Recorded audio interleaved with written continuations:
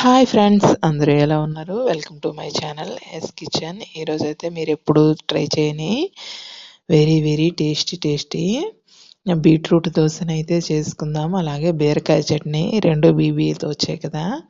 ఇదైతే మీరు ఎప్పుడు తిని ఉండరు, నెవర్ బిఫోర్ ఎవర్ ఆఫ్టర్. దీన్నైతే ఎలా తయారు చేసుకోవాలి ఇప్పుడు మనం చూసుకుందాం. ఒక చిన్న బీట్రూట్ దుంపనైతే తీసుకోండి. దీన్ని తొక్కలు తీసియండి, పీల్ తీసేసి చక్కగా గుండగా కట్ చేసుకోండి. బీట్రూట్ ముక్కని ఈ విధంగా గుండగా ముక్కలు కట్ చేసుకోండి. చూడండి, చూస్తుంటేనే కలర్ ఎంత బాగుందో కదా. బీట్రూట్ పచ్చిగా ఉంటే పిల్లలు తినడానికి ఇష్టపడరు, అందుకే నేనైతే బీట్రూట్ని ఈ విధంగా చేశాను. ఇప్పుడైతే ఒక కప్పుతోని కప్పుడు బియ్యం పిండిని తీసుకోండి. అదే కప్పుతోని ఒక కప్పుడు గోధుమ పిండిని తీసుకోండి. నేను చూపించాను కదా, ఇదైతే ఒక హాఫ్ కప్ ఉంటుంది. అదే కప్పు ముందుగా మిక్సీ జార్లో పట్టుకున్న బీట్రూట్ ముద్దనైతే అందులో వేసుకోండి.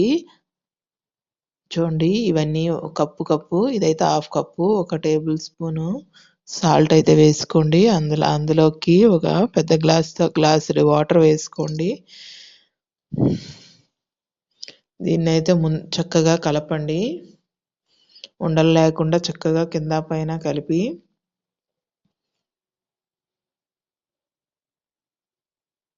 బాగా మిక్స్ అయ్యేటట్టు చూసుకోండి. ఎక్కడ కూడా ఉండల్లాగా లేకుండా చూసుకోండి. నీళ్ళు కొంచెం కావాలంటే మరి కొంచెం ఎక్కువగా వేసుకోండి. ఎక్కువగా అంటే థిక్నెస్గా ఉంది కాబట్టి కొంచెం వేసుకోమంటున్నాను. మరీ పల్చగా ఉన్నా బాగోదు, అలానే చిక్కగా ఉన్నా బాగోదు. ఇది నేను చూపించిన కన్సిస్టెన్సీలో ఉంటే సరిపోతుంది. చూడండి, ఈ విధంగా లిక్విడ్లా ఈ విధంగా దోశకి అనుగుణంగా ఉంటే సరిపోతుంది ఫ్రెండ్స్. ఇప్పుడైతే మనం ప్యాన్ హీట్ పెట్టింది.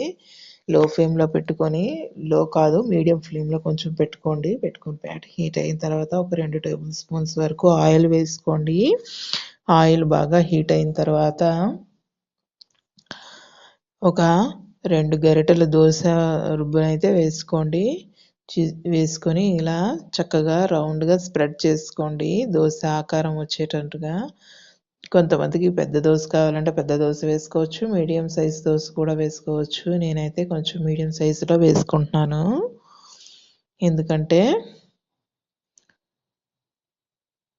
పిల్లలాటలు పెద్దదిగా ఉంటే తినలేరు, సగం తిని విడిచిపెట్టే ఛాన్స్ ఉంటుంది. అందుకే మధ్యస్థంగా వేసుకుంటే పిల్లలకైతే బాగుంటుంది, పిల్లలకి పెద్దలకి. చూడండి, ఈ విధంగా రౌండ్గా వేసుకున్న తర్వాత దీనిపై ముందుగా మనం గుండగా కట్ చేసుకున్న ఉల్లిపాయ ముక్కలను అయితే వేసుకోండి.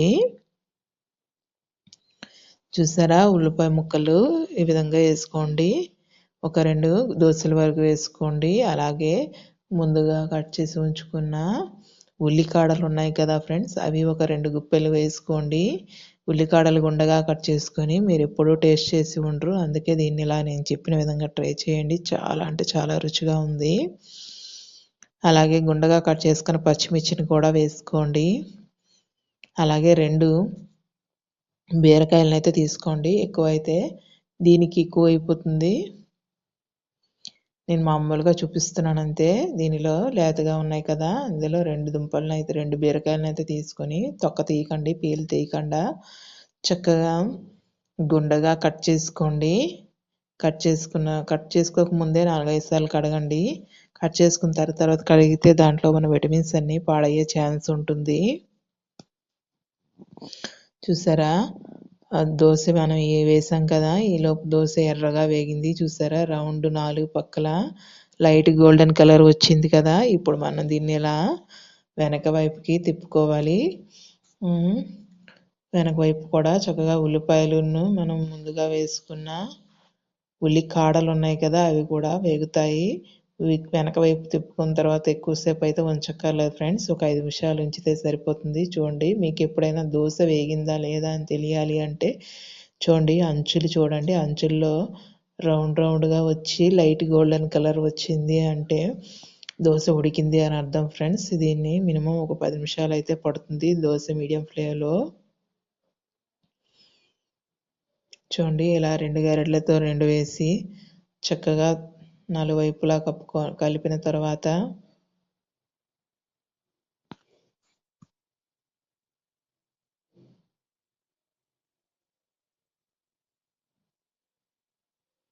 చూసారా, దోశలా చక్కగా వేసుకోండి, ఎక్కడ ఖాళీ అనేది లేకుండా.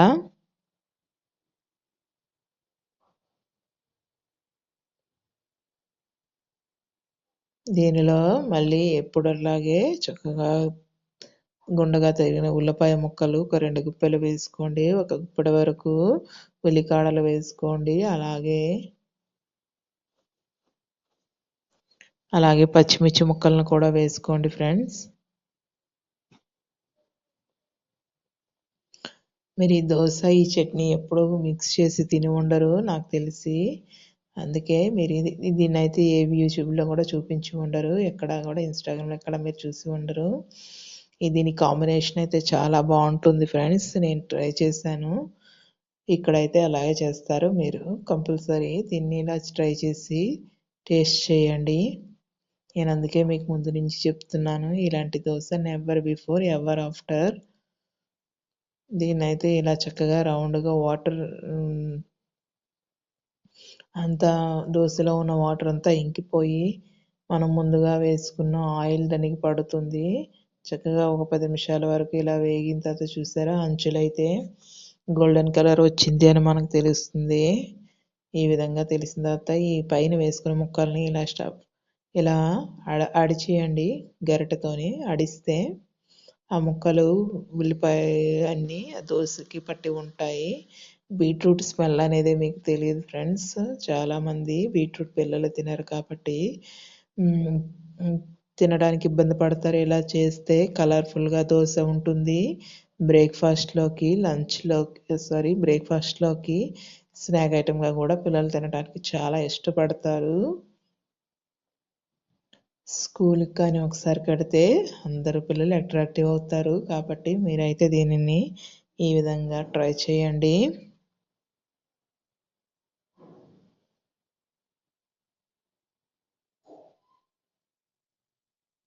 చూసారా, చక్కగా ఉడికిపోయింది. దీన్ని అయితే మనం టక్గా వెనకకి తిప్పుకుంటున్నాము. వెనకను కూడా చూసారా, వెనక కూడా ఒక 5 నిమిషాలు ఉంచండి, ఎక్కువసేపు ఉంచక్కర్లేదు. చూసారా, ఉల్లికాడలు అయితే లైట్ గోల్డెన్ కలర్ వచ్చింది. దీన్ని అయితే మనం ఇప్పుడు పక్కకి తీసుకుంటున్నాము. ఈ విధంగా దీన్ని అయితే పక్కకు తీసుకుని సర్వ్ చేసుకోవాలి. ఈలోపు మనం బీరకాయ పచ్చడికి కావాల్సిన ఐటమ్స్ని అన్నీ రెడీ చేసుకొని ఉంచుకోవాలి ఫ్రెండ్స్.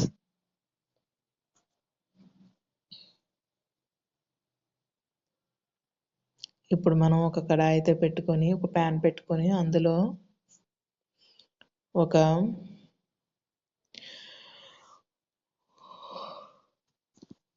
మినిమం ఒక 4 స్పూన్ల వరకు అయితే బీరకాయ ముక్కలు వేగాలి కాబట్టి 4 స్పూన్ల వరకు అయితే ఆయిల్ కంపల్సరీ పడుతుంది ఫ్రెండ్స్. ప్యాన్ హీట్ అయింది, అందులోన ఆయిల్ కూడా హీట్ అయింది కాబట్టి ఈ బీరకాయ ముక్కల్ని చక్కగా అందులో వేసుకుందాము. ఈ విధంగా వేసుకున్న తర్వాత దీనిపై మూత పెట్టుకొని కొంచెం హై ఫ్లేమ్లోనే పెట్టుకోండి.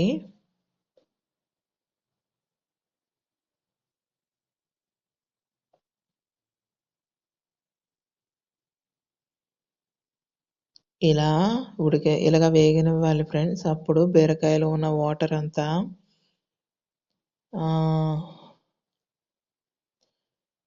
చూసారా, బీరకాయలో ఉన్న వాటర్ అంతా ఇంకి ఈ ఆయిల్ బీరకాయ వాటర్ చక్కగా మిక్స్ అయ్యి ఎంత రుచిగా టేస్టీగా కనిపిస్తుందో కదా, చూస్తుంటేనే చాలా యమ్మీగా ఉంది కదా. ఈ విధంగా బాగా వేగిన తర్వాత ముక్కలను అయితే చక్కగా పక్కన పెట్టుకోండి. ఈ విధంగా 10 నిమిషాలు అయితే వేపండి, ఐలో పెట్టి వేపండి. అలా బాగుంటుంది. అప్పుడు బీరకాయలో ఉన్న పచ్చితనం పోతుంది. ఇప్పుడైతే ఒక 2 టేబుల్ స్పూన్ వరకు, మళ్ళీ 3 టేబుల్ స్పూన్స్ వరకు ఆయిల్ వేసుకోండి. ఆయిల్ వేసుకున్న తర్వాత దానిలో కొంచెం శనగగుడ్లు వేసుకోండి. శనగగుడ్లను ఒక 8 వెల్లుల్లి గుడ్లు వేసుకోండి. అలాగే ఇక్కడ మసూర్ దాల్ అయితే చాలా ఫేమస్ ఫ్రెండ్స్. మసూర్ దాల్ వేసి చేసుకోండి. మన సైడ్ చాలా తక్కువ తింటారు. ఇక్కడ చాలా ఎక్కువగా దొరుకుతుంది. ఇక్కడ ఎక్కువగా వండుకుంటారు. చాలా రుచిగా ఉంటుంది మసూర్ దాల్ అయితే. చూడండి ఈ విధంగా వేగిన తర్వాత ఒక 10 వరకు ఎండు మిరపకాయలను అయితే వేసుకోండి. ఎందుకంటే బీరకాయ కొంచెం తీపిగా ఉంటుంది. అలాగే బీట్రూట్ కూడా కొంచెం తీపిగా ఉంటుంది కాబట్టి ఒక 10 వరకు వేసుకున్నాను. అలాగే ఒక టేబుల్ స్పూన్ వరకు ఆవాలు, ఒక టేబుల్ స్పూన్ వరకు జీలకర్ర వేసుకొని అవి కూడా వీటితో పాటు ఎర్రగా వేగనివ్వాలి ఫ్రెండ్స్. అలా కొంచెం సేపు వేగిన తర్వాత ఎండు కొబ్బరి ఒక ముక్క, అలాగే నువ్వులు, తెల్ల నువ్వులు ఉంటాయి కదా, అవి ఒక 2 టేబుల్ స్పూన్స్ వరకు నువ్వులు కూడా వేసుకొని మీకు ఇంకా రుచిగా కావాలంటే ఇంకా ఎక్కువగా వేసుకోవచ్చు. ఈ విధంగా వేగిన తర్వాత దించే ముందు మాత్రమే ఎండు కొబ్బరిను, నువ్వులు వేసుకోండి. ఇప్పుడు పోపు అయితే వేగిపోయింది. ఇప్పుడు ముందుగా మనం రెడీ చేసి పెట్టుకున్న ముక్కలు ఉన్నాయి కదా, ఎర్రగా బీరకాయ ముక్కలు వేగాయి కదా, వాటిని అయితే ఇందులో వేసుకుందాము. చూసారా ఎంత బాగా వేగాయో.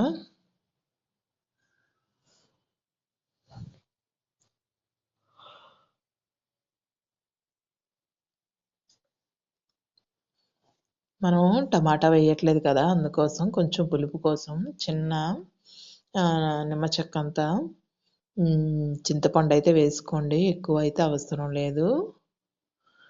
టమాటా వేయం కాబట్టి వేస్తున్నాను. ఈ విధంగా ఎర్రగా వేగాయి కదా, వీటిని అయితే ఒక 10 నిమిషాలు, పావుగంట చల్లగా అవ్వాలి ఫ్రెండ్స్. పావుగంట చల్లగా అయిన తర్వాత మిక్సీ జార్లో వేసుకొని గ్రైండ్ చేసుకోవాలి. దీంట్లో ఒక టేబుల్ స్పూన్ వరకు సాల్ట్ అయితే వేయాలి ఫ్రెండ్స్.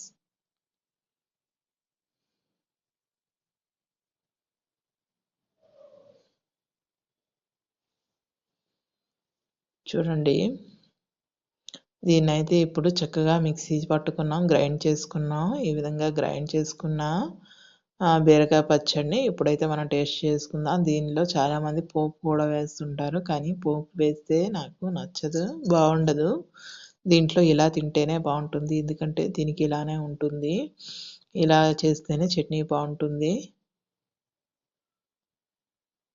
పోపు ఎప్పుడంటే లంచ్ టైంలో భోంచేసేటప్పుడు వేస్తే అది కొంచెం ఇంకా థిక్గా చేసుకోవాలి. అప్పుడు పోపు వేస్తే బాగుంటుంది. సరే ఫ్రెండ్స్, థ్యాంక్ యూ.